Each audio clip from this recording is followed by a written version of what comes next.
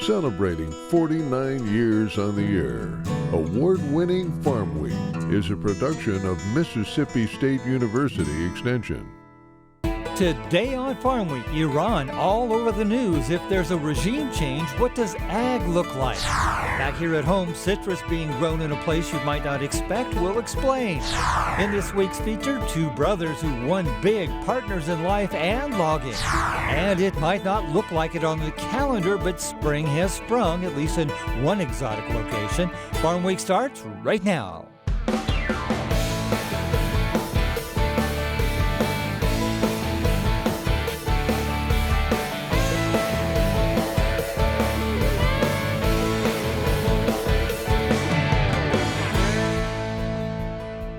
Hello everyone, I'm Zach Ashmore. And I'm Mike Russell. Great to have you with us again here on Farm Week. Obviously, the country of Iran very much in the news these days, but we're not here to talk about politics. Instead, what happens if there is ultimately regime change? Could Iran be a source of agricultural products for the U.S.? Iran is at the center of debate on numerous levels. At some point, perhaps hostilities will cease, rebuilding will occur, and perhaps a trade agreement could be forged. It turns out some of the reasons why might be traced not just to energy, but also to Iran's ag potential. Here's a look at that side of the country. Known mostly as an oil producer, Iran also has a robust agricultural sector. The country has a fairly diverse range of climate zones, which open it up to many different crops. The major grain crops produced are similar to other countries in the region and here in the West, namely wheat, barley, corn, and rice. Iran is in the top 20 wheat exporting countries in the world. However, there are some limitations based on much of the land being too arid for this sort of farming. So most of this production occurs in the northwestern part of the country. However, the crops Iran is best known for are pistachios and saffron. Iran is the world's largest exporter of both. It's also among the largest producers of berries and stone fruits in the world, especially pomegranates, dates, figs, and cherries. The biggest challenges facing the Iranian ag industry has mostly to do with the climate of the region. Water scarcity is a major issue requiring careful use of irrigation and management. Soil degradation has also been an issue as a result of the arid climate throughout much of the country. Technology is also on the list of challenges, as farming techniques in many parts of the country are outdated compared to Western advances. However, despite this issue, the Iranian ag industry is able to meet about 90% of the country's food needs. It's estimated that the gross production value of Iranian ag this year will be about $34 billion. Exports will be nearly $1 billion. More than 2,000 plant species grow in Iran. About 100 are used in pharmaceutical industries. In other news, we've done stories about citrus in Florida, and Zach even traveled to Italy for one unique story. But how about Montana? Jody Kurtzman has more on one family working to prove agriculture that far north can go beyond wheat and barley.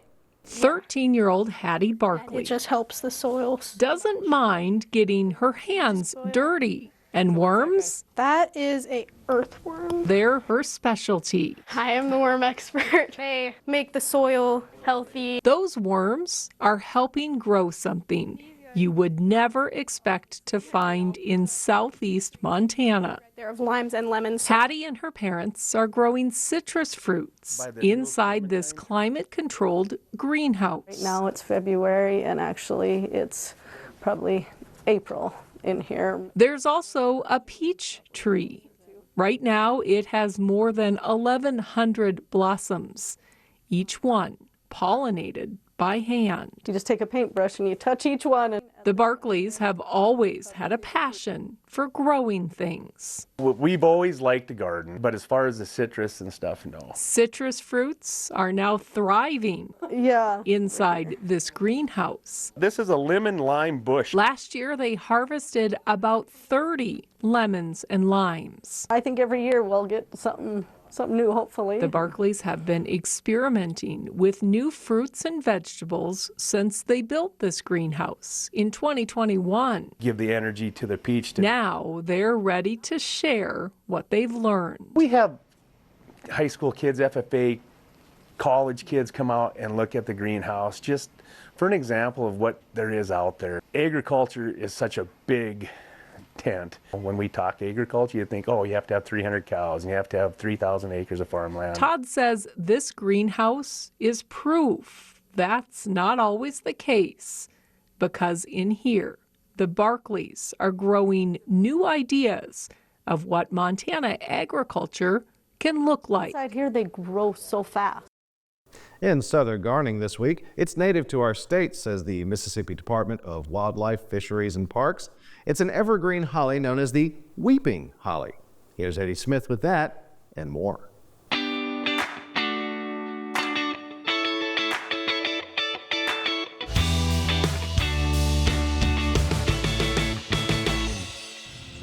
Today, Southern Gardening is visiting Barrett's Garden Center in Columbia, Mississippi.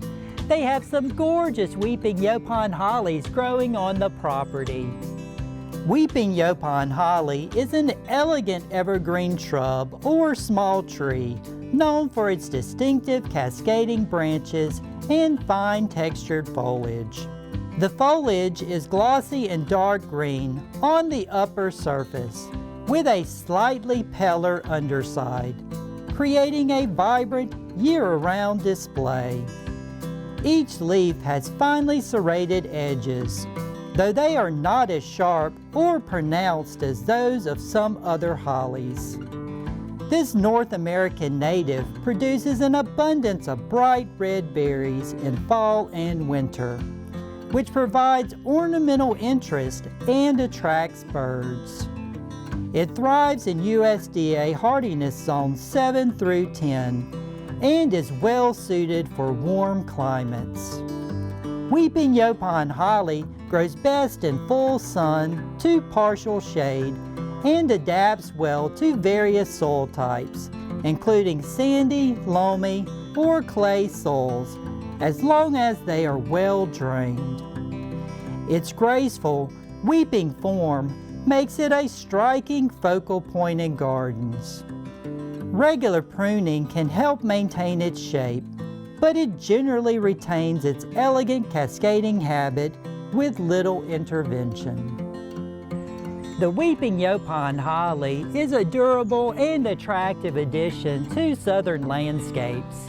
I'm Eddie Smith, and I look forward to seeing you next time on Southern Gardening. We'll take a break right here, but stick around. Coming up in our Farm Week feature, we take an encore look back at the logging industry. It's a story we first aired in 2016. Jason and Jeremy Flora from Maben, Mississippi, brothers in life and business, the 2016 Outstanding Loggers of the Year.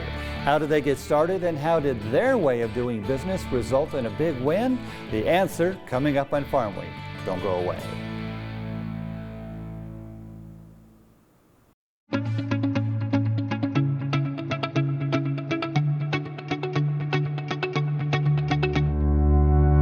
I believe in people and their hopes, their aspirations and their faith. I believe that education, of which extension work is an essential part, is basic in stimulating individual initiative, self-determination, and leadership. I believe that these are the keys to democracy, and that people, when given facts they understand, will act not only in their self-interest, but also in the interest of society. I believe in intellectual freedom to search for and present the truth without bias and with courteous tolerance towards the views of others. Because I believe these things, I am an extension professional.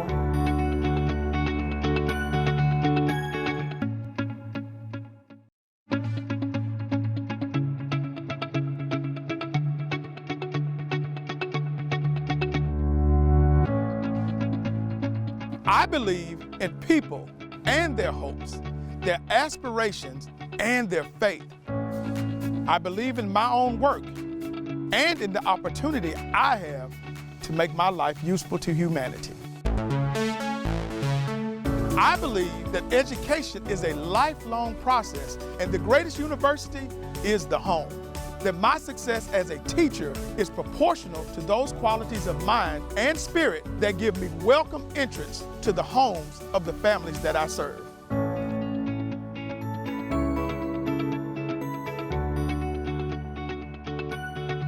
because I believe these things, I am an extension professional.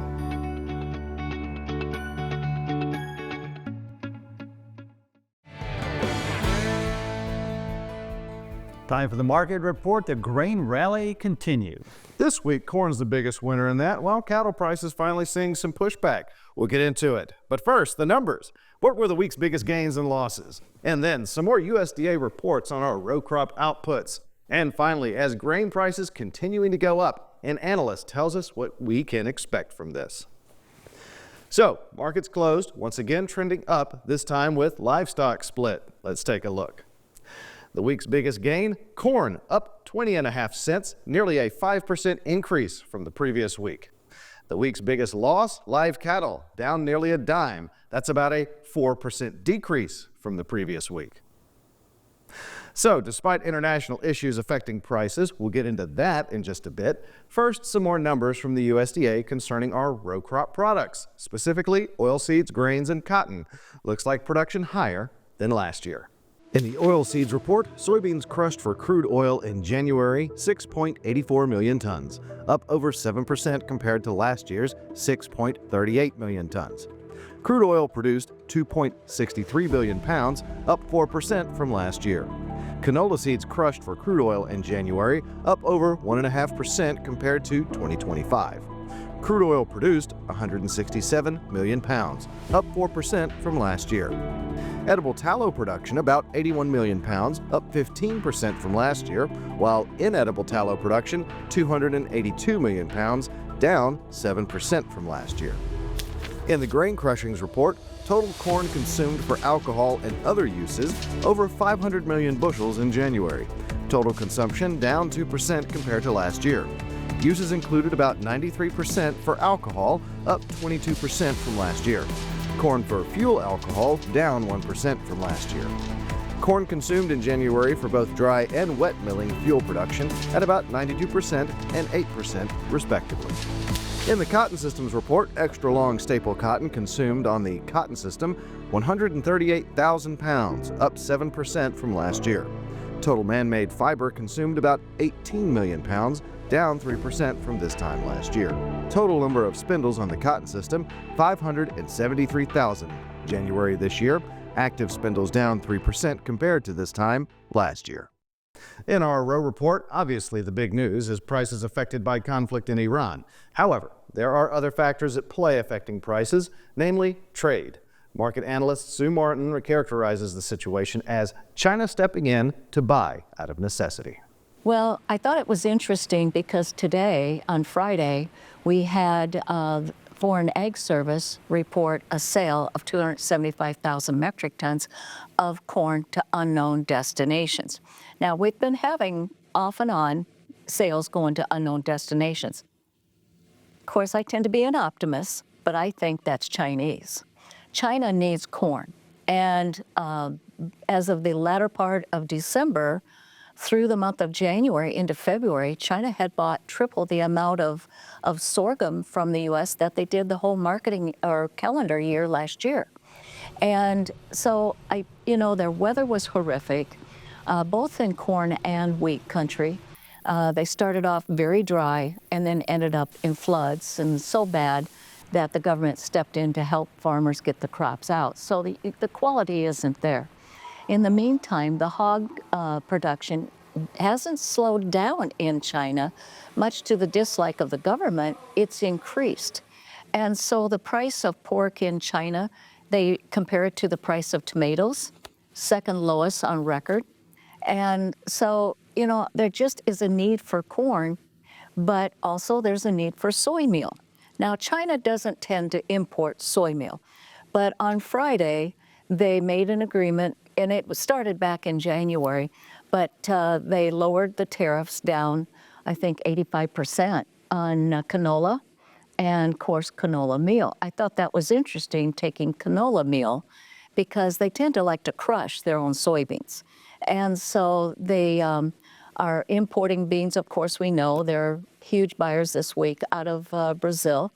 One thing that's interesting in Brazil is that the dollar to the real to the dollar relationship has gotten very narrow. 5.2, I think it is, to 1, which means that the farmer's not happy about that. He sells his beans in dollars, and therefore he's not getting as many dollars for his beans, and he buys his inputs in reals. Well, when they're going into harvest, they don't need inputs. They need money to pay for the beans. So they're not selling beans right now. They're being very slow to move forward. So we're probably 6 to 8 cents away from that high if you're talking a lead contract. If you look at the March contract specific, that high was 11.72.5, but very easily to be struck this next week. You take those highs out, then you're starting to move this market out of that inside range for the quarter. And of course, it's real important how we close at the end of the quarter, which also coincides with the meeting between President Trump and President Xi. And that's it for a deeper look into the markets. Things always get chaotic from a trade perspective during times of conflict. Hard to see what may be coming next. Mike? Thanks, Zach. Time for another look back into the Farm Week archives, this time to 2016. A pair of brothers chosen as that year's outstanding loggers of the year. Jason and Jeremy Flora followed in their father's footsteps as loggers from an early age. Former Farm Week host Troy Moling takes it from there.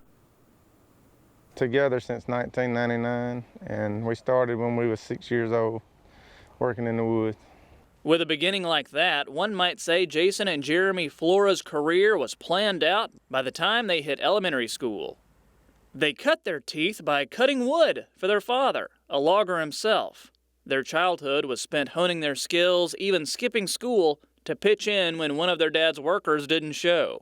We enjoyed it. We growed up doing it, and we was making a pretty good living doing it. We was in the teenage years. We would we'd go haul some putwood and make money, and all the kids thought, we was rich because we'd go haul a couple loads of putwood. We'd have $75 in our pocket, and back then, that was a lot of money. When they decided to make a go of it on their own, their dad gave them some old equipment to help them get the business off the ground. He kind of gave us that old skidder and old loader when we started, and we cut with a chainsaw. And in 1999, we bought I think it was an 88 model tree cutter. And that was the first tree cutter that we had. And that's what we learned to thin with and everything. Soon after, their big break came. Our first good job together. It was actually a track that a lot of people was trying to buy. It was a 55-acre track in a little community called Clarkston. And it had a lot of light poles on it. We cut it together and done good on it. And that's where the track, I think, that really got us going, is that track right there.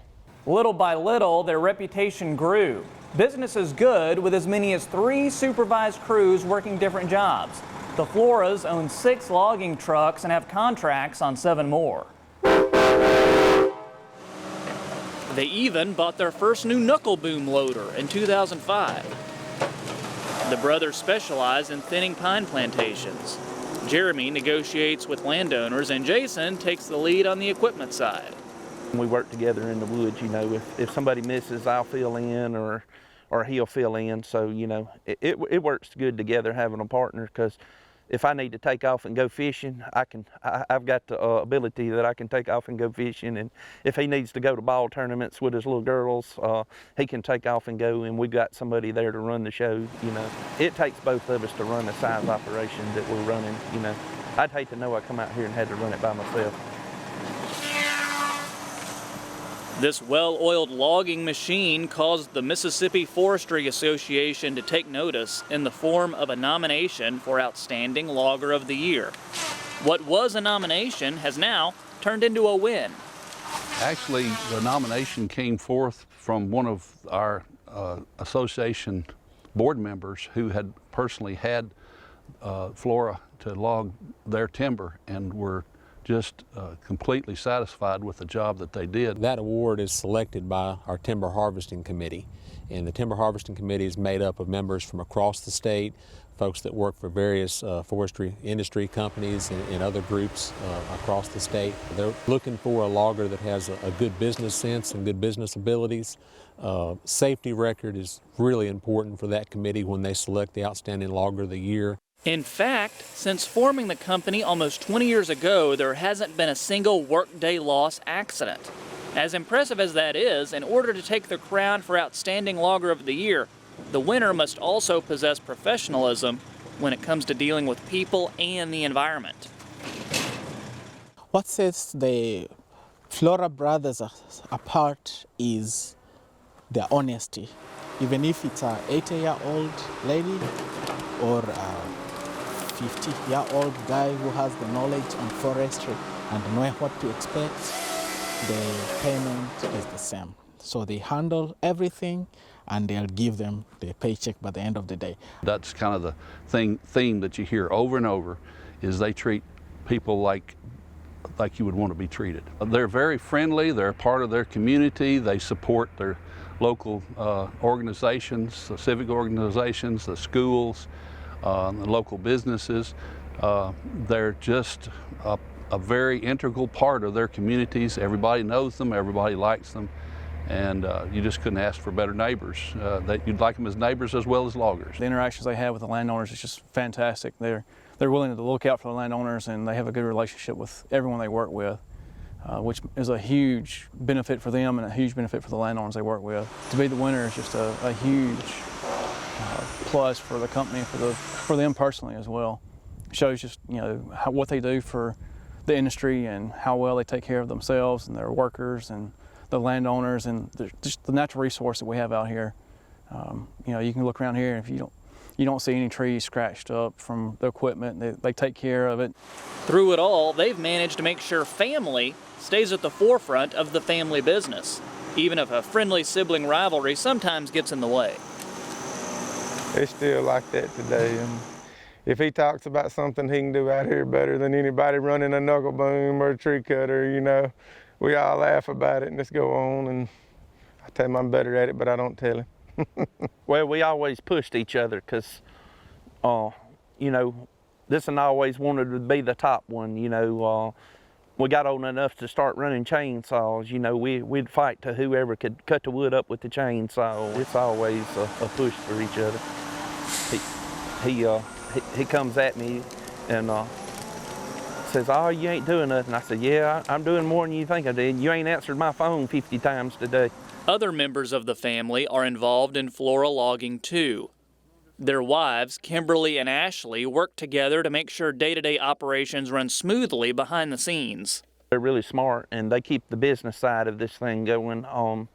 My wife does all the stumpage work and pays the stumpage out. And when you go through 120, 130 loads a week, and you hauling on 3 different landowners, and you got 20 trucks hauling some weeks, and it's a lot of paperwork goes into it. And then Jason's wife pays the bills on the bill side of it, and as much as equipment, trucks, and employees and stuff as we got, that's a lot of work going out in a week too.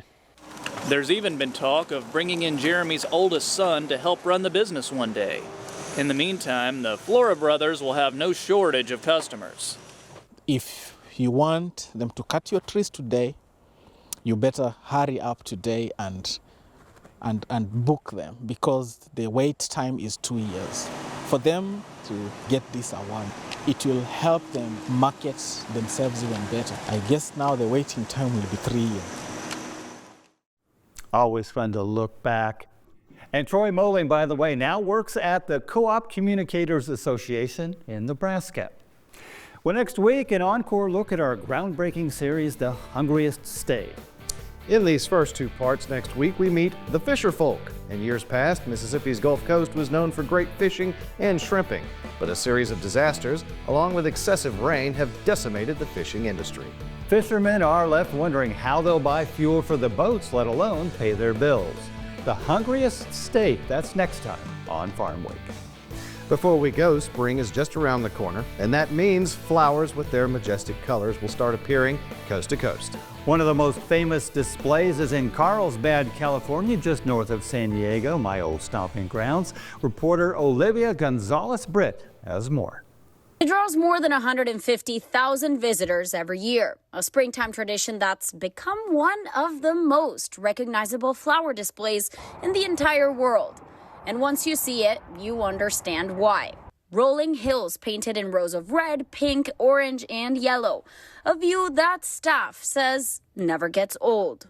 Do you ever get tired of the view? No, definitely not. You feel a little escape. For about 10 weeks each spring, the hillside above Carlsbad Ranch transforms into nearly 80 million giant Ticoloty ranunculus flowers. And this year, they've bloomed a little early. Even though New Year's Day brought rain, the rest of winter has stayed relatively dry here in San Diego, something that the flowers have actually loved. It allowed our fields that you'll see behind me to germinate quickly, meaning kind of come to life, get green faster than normal. For those visiting, there's more to do than just take pictures. There will be live weekend music, yoga sessions, and for the first time ever, a 5K race. We're gonna do a 5K for the first time ever. That's kind of St. Patrick's Day themed on March 15th. And you know, we have a lot of other workshops and wellness classes that we do here that people can add to their experience. The butterfly encounter is also bigger this year. It's now a 1,000 square foot greenhouse filled with hundreds of butterflies. Visitors can walk and feed the exotic species like the blue morpho and the emperor birdwing. Peak bloom is expected between the 1st and the 3rd week of April, and until then, every week brings a little more color to the hillside. And if early blooms are any sign, spring has finally sprung in Carlsbad. Remember, if you missed a story, look for past episodes of Farm Week on our website at farmweek.tv. And don't forget to follow us on Facebook and YouTube. See you next week. Thanks for watching.